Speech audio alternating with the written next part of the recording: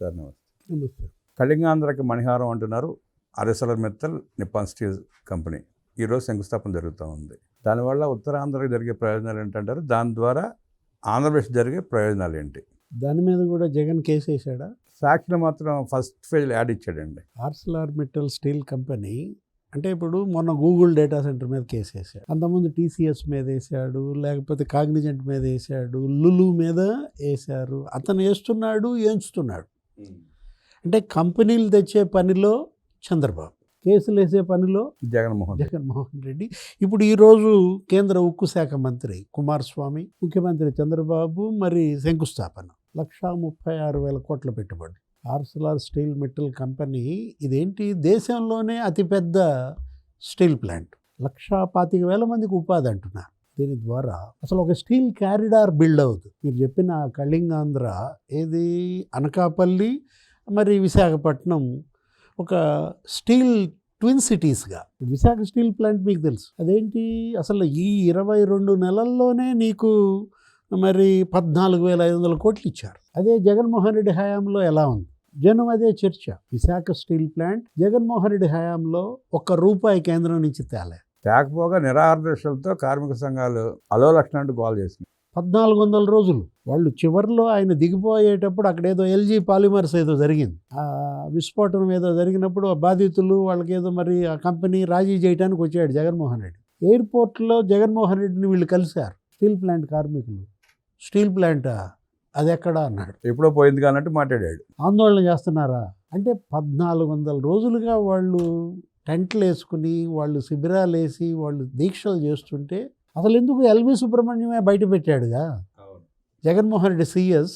నేను 9 మంది ముఖ్యమంత్రుల దగ్గర పనిచేసా, ఇట్లాంటి ముఖ్యమంత్రిని చూడలేదు. రాజధాని తీసుకొచ్చి విశాఖ స్టీల్ ప్లాంట్ భూముల్లో పెడదామన్నాడు. నేను ఆశ్చర్యపోయాను. విశాఖ స్టీల్ ప్లాంటు, ఆ భూములు, అదేంటి, అది త్యాగాలు, అది ఆంధ్రుల హక్కు, విశాఖ ఉక్కు.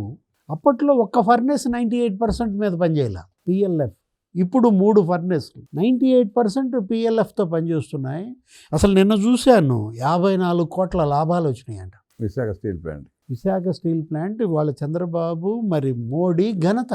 నష్టాల్లో ఉన్నటువంటి స్టీల్ ప్లాంట్ ఇవాళ 54 కోట్ల లాభాల్లోకి తేవడం అంటే నేనంటోంది అదే.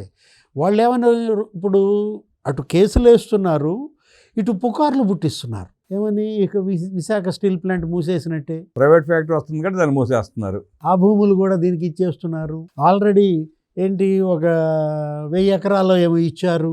మేమేదో అక్కడ ఫార్మా అదే బల్క్ డ్రగ్ పరిశ్రమ ఏదో పెట్టాలని చూసాం, బల్క్ డ్రగ్ పార్క్ పెట్టాలనుకున్న భూములు కూడా దీనికి ఇచ్చారు.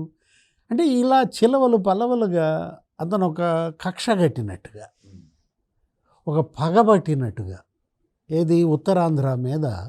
ఇప్పుడు ఆ 3 జిల్లాల్లో అతను ఏంటి, కనీసం 3 సీట్లు ఇవ్వాల. ఇప్పుడు 32 సీట్లు ఉంటాయి. 32 సీట్లలో జగన్మోహన్ రెడ్డికి 2 సీట్లు ఏమో వచ్చినట్టున్నాయి. కష్టంగా వచ్చినాయండి అవి కూడా. అందుకని కక్ష కట్టాడా, పగబట్టి ప్రతీకారం తీర్చుకుంటున్నాడా ఉత్తరాంధ్ర మీద జగన్మోహన్ రెడ్డి? ఈ కేసులు ఎంచటం టీసీఎస్ మీద, కాగ్నిజెంట్ మీద. నేనంటోంది అదే.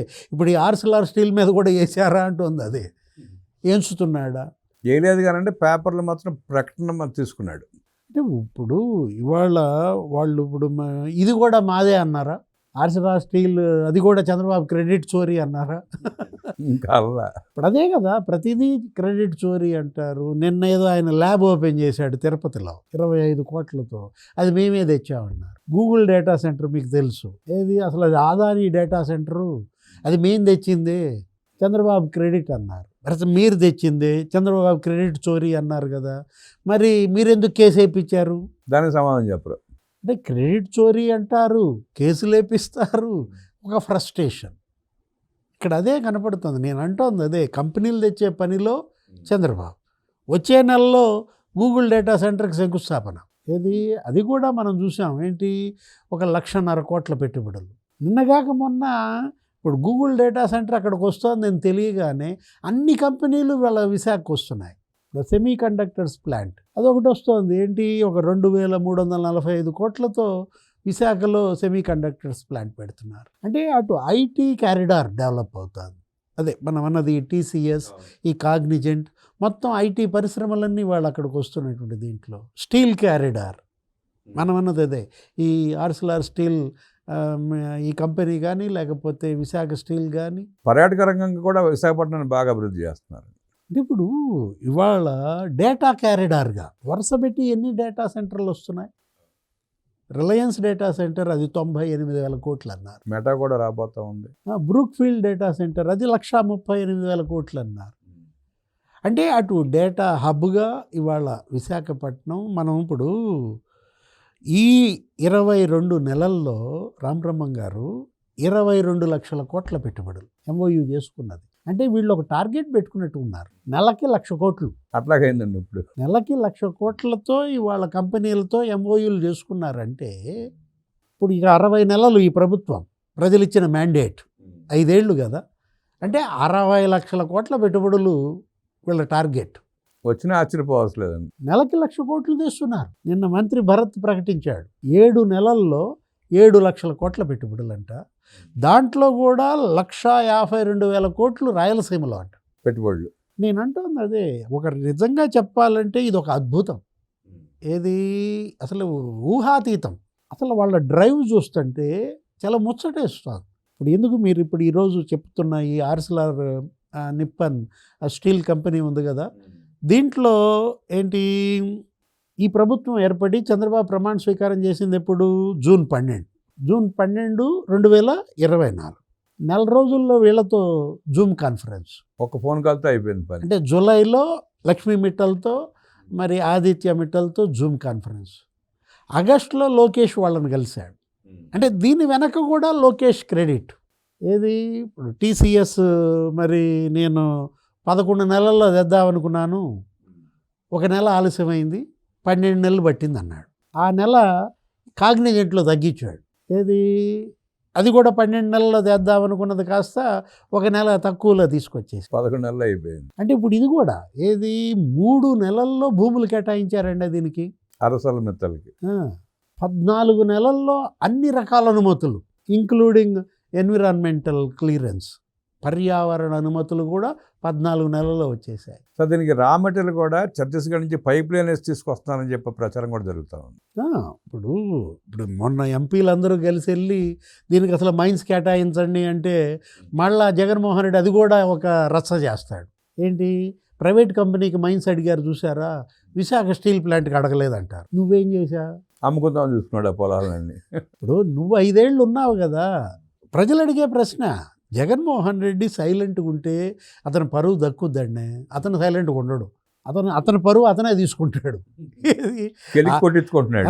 ఆ అవకాశం కూడా ఎవరికి ఇవ్వడు అనమాట. ఇప్పుడు వాళ్ళు తెచ్చింది ఏంటి, నువ్వు చేసింది ఏంటి, నువ్వు తేలేని వాళ్ళు తెస్తున్నందుకు నువ్వు హర్షించు, స్వాగతించు. ఇప్పుడు మీరు అన్నారు కదా యాడ్ వేసారనో ఏదో, లేకపోతే ఇది కూడా నా క్రెడిట్ అని చెప్పుకో. నేనే మాట్లాడాను, మా నాన్న ఉన్నప్పుడే మేము అసలు లక్ష్మీ మిట్టల్తో ఆదిత్య మిట్టల్తో మా నాన్నే మాట్లాడాడు, లేఖ రాశాడు. ఇప్పుడు మీరు ఇచ్చిన సలహా నిజంగా లేఖ రాసినా రాస్తాడు, మేమే తెచ్చామని. ఆల్రెడీ కియా గురించి బుగ్గన రాజేంద్రనాథ్ రెడ్డి అదే చెప్పాడు. ఇప్పుడు కియా కార్ ఇండస్ట్రీ అప్పట్లో అతిపెద్ద ఎఫ్డిఐ, ఫారిన్ డైరెక్ట్ ఇన్వెస్ట్మెంట్, అసలు అప్పట్లో అంత పెద్ద మోతాదులో అసలు దేశంలోకి రాలేదు. దగ్గర 18,000 కోట్లు ఏమో. ఇవాళ చూడండి అక్కడ కియా ఏంటి అసలు అనంతపురం రూపురేఖలు మార్చేసింది.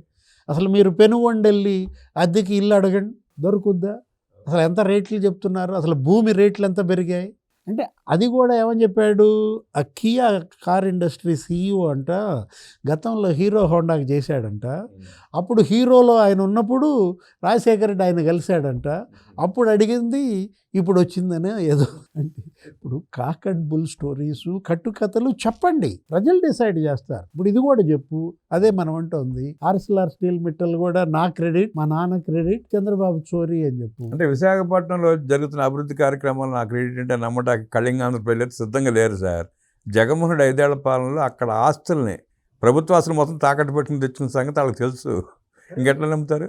కనీసం ఏంటి అసలు అక్కడ ఉన్నటువంటి ఐటీఐ కూడా తాకట్టు పెట్టాడు. అక్కడ ఉన్నటువంటి కలెక్టర్ ఆఫీసు, తహసీల్దార్ కార్యము, పాలిటెక్నిక్ కాలేజీ మొత్తం అన్నీ తాకట్టు పెట్టి డబ్బులు తెచ్చుకుని, ఆ డబ్బులతో ఏమైనా అక్కడ పరిశ్రమ పెట్టావా, ఎవరికైనా ఉపాధి కల్పించావా? మొత్తం భూములన్నీ కబ్జా.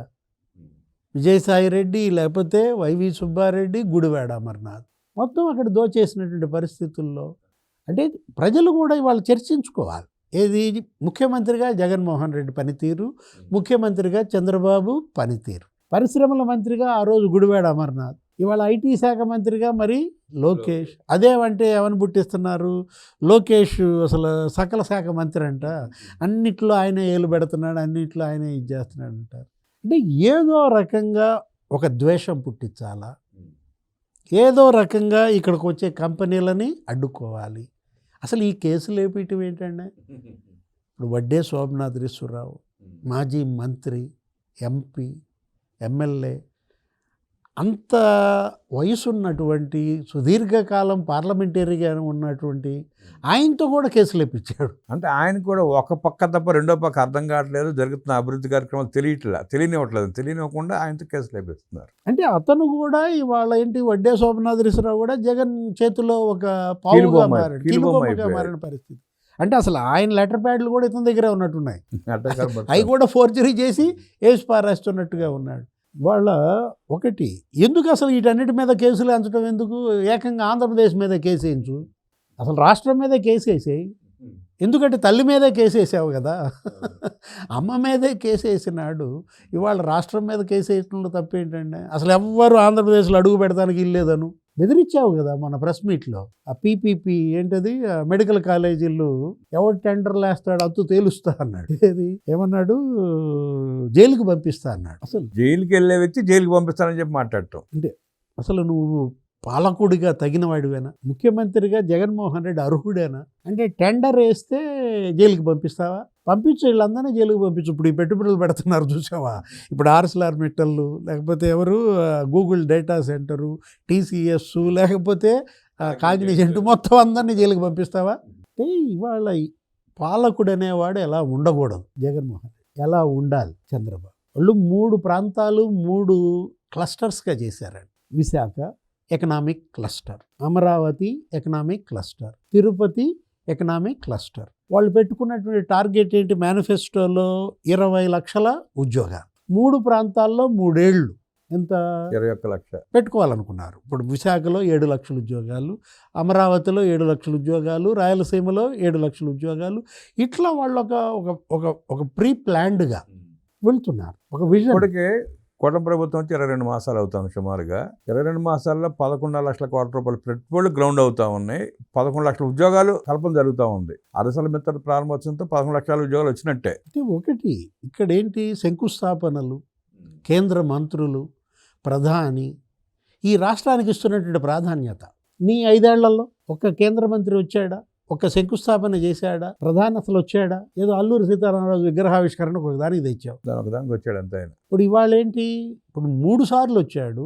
యోగా కాకుండా అక్కడ 2 లక్షల కోట్ల పనులకు చేశాడు విశాఖపట్నంలో, ఇక్కడ 1,00,000 కోట్ల పనులకు చేశాడు అమరావతిలో, మొన్న కర్నూలులో చేశాడు 15,000 కోట్ల పెట్టుబడులు.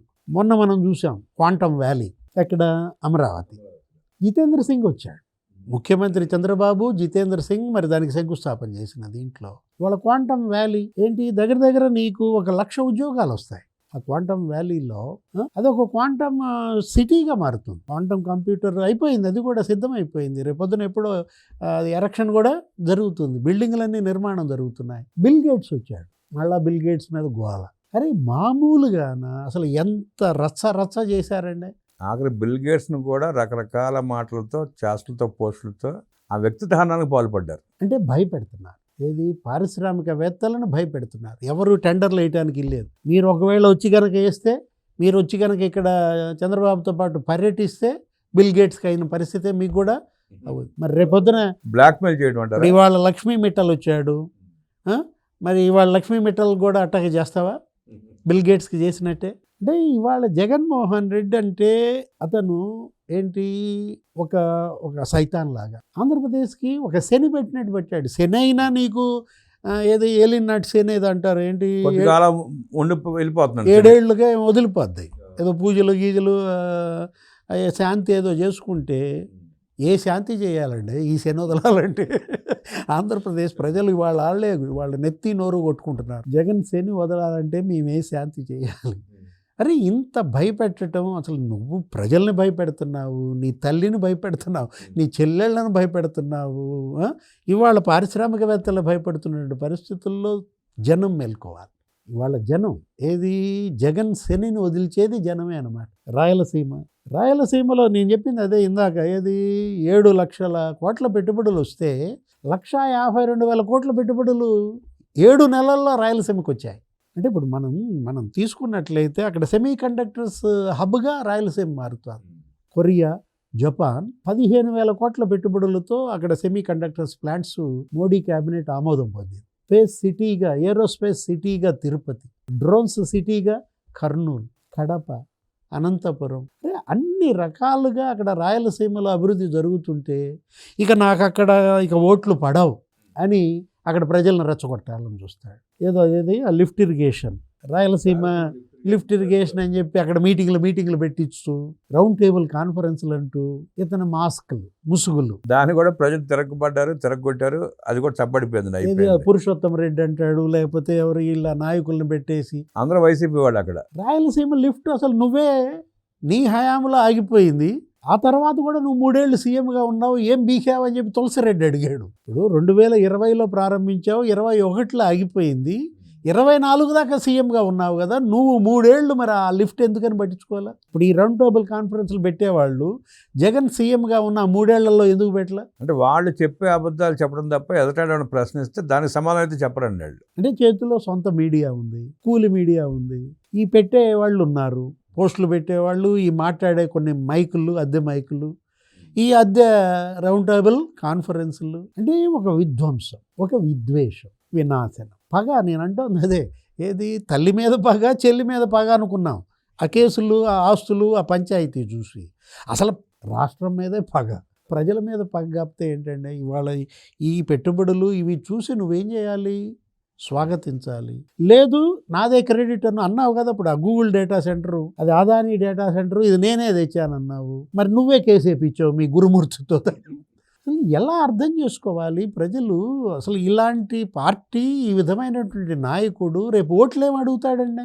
భోగాపురం ఎయిర్పోర్ట్ అప్పుడు కూడా ఎర్ర బస్సు కూడా రాని ప్రాంతం ఇక్కడ ఎయిర్పోర్ట్ ఎందుకు అన్నాడు, మళ్ళీ నేనే తెచ్చానన్నాడు. నీ హయాంలో భోగాపురం పనులు ఏం జరిగాయి? ఇప్పుడు ఈ 22 నెలల్లో ఎన్ని పనులు జరిగాయి? మా క్రెడిట్ అన్నాడు ఇప్పుడు మళ్ళీ. నీ క్రెడిట్ కరెక్టే. భోగాపురం భూముల కబ్జా ఎవరైనా? జవహర్ రెడ్డి. మొత్తం అంతా చుట్టుపక్కలన్నీ భూములు, ఆయన కొడుకు, ఆయన మేనగోడలు, ఆయన ఎవరు ఉన్నాడు, ఎవరు ఆ జనసేన కార్పొరేటర్ మూర్తి యాదవ్ రోజు ఒక ప్రెస్ మీట్ పెట్టి డాక్యుమెంట్స్ రిలీజ్ చేసి భోగాపురం గురించి జగన్మోహన్ రెడ్డి మాట్లాడాలంటే జవహర్ రెడ్డిని పక్కన పెట్టుకుని మాట్లాడాలి. అంటే ఇవాళ జగన్మోహన్ రెడ్డి ఏంటి, అటు భూ కబ్జాలు, కంపెనీలు తరిమేయటం. అతనే చెప్పాడు, సజ్జల రామకృష్ణారెడ్డి, మేమే తరిమేసాం అమర్ రాజా అని అన్నాడు. ఏంటి దాని ఫలితం? అమర్ రాజాని మీరు తరిమేయటం వల్ల తెలంగాణకు 10,000 కోట్ల పెట్టుబడులు, 10,000 కోట్ల రూపాయలు పెట్టుబడి, 2,000 ఉద్యోగాలు. 10,000 ఉద్యోగాలు. ఇప్పుడు కోటికి 1 కోటి రూపాయలు పెట్టుబడి పెడితే ఒక ఉద్యోగం వచ్చుదండి. 10,000 ఉద్యోగాలు పోగొట్టాడు. ఇప్పుడు అది ఉంది, ఏది జాకీ అనేది ములుగులో పెట్టుకున్నారు, బెదిరించారు, భయపెట్టారు. అంటే నువ్వు అధికారంలో సీఎంగా ఉన్నప్పుడు పాయింట్ బ్లాంక్. అతను ఎవరు? కేవీ రావు. ఆ కాకినాడ సజ్జు, కాకినాడ పోర్టు నా పేరు మీద రాస్తావా సస్తావా? అరే 3,600 కోట్లండి. పాపం ఆయన ఏం చేయాలో అర్థం కాని పరిస్థితి. ఇప్పుడు ఈ కూటమి వచ్చి నాకు ఏదో కేసు పెట్టినట్టున్నారు, మళ్ళీ ఏదో రాజీ చేసుకున్నట్టున్నారు. ఇక రేపు కూడా అదే, జగన్ 2.0 కూడా ఇక పాయింట్ బ్లాంకే. అది తస్మాత్ జాగ్రత్త. ఏది వాళ్ళ పారిశ్రామికవేత్తలైనా లేకపోతే ప్రజలైనా ఇట్లాంటి పార్టీ ఇవాళ అంటే ఒకటి ప్రజలే డిసైడ్ చేసుకోవాలి. ఆంధ్రప్రదేశ్లో మంచి ఉంది, చెడు ఉంది, హీరో ఉన్నాడు, విలన్ ఉన్నాడు. ఇప్పుడు అది వాళ్ళు డిసైడ్ చేసుకోవాలి. ఏది ఎవరు రాష్ట్ర అభ్యున్నతి కోరుకుంటున్నారు, పనులు చేస్తున్నారు. నిన్న కూడా చంద్రబాబు వెళ్ళారు హైదరాబాద్లో, ఏంటది ఐఎస్బి. 5 ఏళ్ళు జగన్మోహన్ రెడ్డి సీఎంగా ఉన్నాడు కదా, మరి ఎవరన్నా అతను పిలిచారా? ఐఎస్బి గేట్ కూడా తాకనివ్వరు. అంటే ఇవాళ ఆయన నిన్న చంద్రబాబు కూడా మాట్లాడుతూ నిన్న చేసిన పనులు ఇవాళ చరిత్ర అన్నాడు. నిన్న చేసిన పనులే నేటి చరిత్ర. చరిత్ర ఎప్పుడు చెరిగిపోదు. ఆ రోజు మరి నేను పెట్టాను ఒక చిన్న మొక్క, ఇవాళ అది ఒక పెద్ద మానులాగా, మహావృక్షంలాగా మారిందంటూ. అంటే హైదరాబాద్ ఇవాళ ఒక హైదరాబాద్ ప్లస్గా చేస్తా అన్నాడు అమరావతిని. ఆ రోజు హైదరాబాద్ ఏంటి, చంద్రబాబు సీఎం కాకముందు హైదరాబాద్, అయిన తర్వాత హైదరాబాద్గా అదొక చరిత్రగా మారిన దీంట్లో ఇవాళ ప్రతి సంవత్సరం రామబ్రహ్మం గారు 50,000 ఉద్యోగాలు ఐటీ రంగంలో అదనంగా సృష్టించబడుతున్నాయి. తెలంగాణలో 10 లక్షల మంది పనిచేస్తున్నారండి. ఐటీల్లో ఏడాదికి 50,000 నీకు ఉద్యోగాలు నీకు పుడుతున్నాయి. అట్లా ఇవాళ ఒక 3 లక్షల కోట్ల ఐటీ ఉత్పత్తులు ప్రతి సంవత్సరం ఎక్స్పోర్ట్. 3,000 కోట్ల నుంచి 3 లక్షల కోట్ల రూపాయలు చేరింది వాళ్ళ ఐటీ రంగం. ఒక్క ఐటీ రంగం. అదే నిన్న కూడా చెప్పింది. ఐటీ రంగమే కాదు, ఫార్మా, బయోటెక్నాలజీ, ఆ రోజు నేను పెట్టిన జినోమ్ వ్యాలీ, ఆ రోజు నేను వాళ్ళకి ఇచ్చినటువంటి భూములు, ఇవాళ కరోనా వ్యాక్సిన్ తయారవుతుంది. లైఫ్ సైన్సెస్ కంపెనీలకి అదొక ఇవాళ ప్లాట్ఫామ్గా మారింది. అది కదా ఇవాళ తెలంగాణ ధనిక రాష్ట్రం అయిందంటే. నిన్న కూడా రేవంత్ రెడ్డి బడ్జెట్లో ఏమని చెప్పాడు, అసలు దేశ జీడిపిలో మేము 6% ఇస్తున్నామన్నాడు. ఆదాయంలో ఇవాళ తెలంగాణ నుంచే వస్తుందంటే కారణం ఏంటి? Growth engine. ఇవాళ ఏది? హైదరాబాద్ అనమాట. మరి అలాంటి గ్రోత్ ఇంజన్లు నేను 3 తేవాలనుకుంటున్నా. అమరావతి, విశాఖ, తిరుపతి. హైదరాబాద్ ప్లస్గా నాకు అమరావతి మారాలి. అమరావతిలో నివసించే వాళ్ళ యొక్క లైఫ్ స్పాన్ 20 ఏళ్ళు ఎక్కువ ఉండాలి.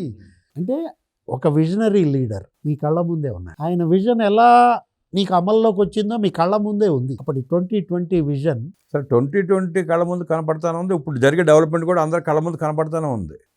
ఇప్పుడు రేపటి 2047 విజన్ కూడా ఆయన ఇస్తున్నాడు. మీరు విజన్ వద్దు, ప్రెజనే కావాలంటారా? వాళ్ళకంటే కళ్ళ ముందే ఉన్నాడు. విజనరీ లీడర్ ఉన్నాడు, ప్రెజనరీ లీడర్ ఉన్నాడు. అతను జైలుకి వెళ్ళటం కాదు, మిమ్మల్ని అందరినీ జైలుకి పంపుతా అంటున్నాడు. సరే, ఇప్పుడు ఉత్తరాంధ్ర నుంచి మనం వలసలు చూసాం. గతంలో ఎప్పుడు ఉత్తరాంధ్ర నుంచి బయటికి వెళ్ళిపోయేవాడు జనం అందరూ. ఇవాళ అదే ఉత్తరాంధ్ర వలసల్ని ఆహ్వానిస్తూ ఉంది. దేశంలో వలసలు 10 కోట్లు ఉంటారు. దేశవ్యాప్తంగా వలసలు 10 కోట్లు ఉంటే 25 లక్షలు ఇక్కడే ఉత్తరాంధ్ర నుంచి. అట్లాంటి వలసలాంధ్రగా మారింది. ఏది? అటు శ్రీకాకుళం, విజయనగరం, విశాఖ ప్రాంతాలు. అది ఇవాళ అడ్డుకట్. ఏది? స్థానికంగా ఆ 3 జిల్లాల్లోనే ఇవాళ ఇంత పెద్ద ఎత్తున ఉపాధి. ఇప్పుడు మనం అనుకుంటుంది అదే.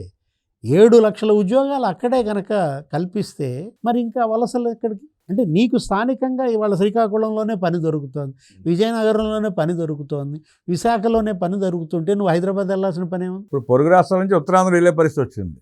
రివర్స్ అయింది. ఒక రకంగా చెప్పాలంటే రివర్స్ అయిందనమాట. ఇవాళ ఆంధ్రప్రదేశ్కి మొత్తం క్యూ కట్టారు. ఏది? పారిశ్రామికవేత్తలు ఇవాళ ఎక్కడ ఆంధ్రప్రదేశ్ అంటూ ఇవాళ వస్తున్నటువంటి పరిస్థితుల్లో ఇది కదా ప్రజలు కోరుకున్నది. అందుకు కదా ఇవాళ ప్రజలు వీళ్ళని ఓటేసి గెలిపించింది. వలసల ఉత్తరాంధ్ర వలసలను ఆహ్వానిస్తున్న పరిస్థితి విజనరీ లీడర్ చంద్రబాబు నాయుడు వల్ల సాధ్యమైందని, మీకు ప్రెజనరీ లీడర్ కావాలా, విజనరీ లీడర్ కావాలా తెలుసుకోవాల్సిన ఆవశ్యకత ప్రజలకు ఉందంటూ విశ్లేషించిన డివి శ్రీనివాస్ గారికి ధన్యవాదాలు తెలియజేస్తూ నమస్కారం.